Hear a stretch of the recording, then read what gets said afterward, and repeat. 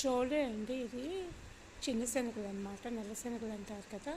అవి రాత్రిపూట నానబెట్టేసేసి పొద్దున్న చేయాలనుకుంటే కనుక ఇట్లాగా కుక్కర్లో పెట్టేసి ఉడికిచ్చేసుకోవాలండి, మెత్తగా ఉడికిపోతాయి.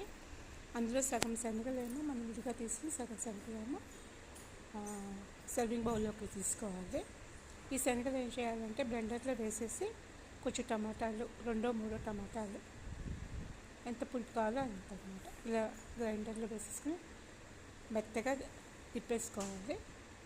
ఇవి తీసుకొచ్చి ఇందాక శనగలు ఉంచుకున్నాం కదా, అందులో కలిపేసేయాలన్నమాట. ఒక గిన్నె తీసుకుని అందులో చోలే మసాలా కొంచెం వేసి ఆయిల్ వేసి కొంచెం ఒకసారి వేయించాలన్నమాట. మీడియంలో పెట్టండి, లేకపోతే నల్లగా మాడిపోతుంది.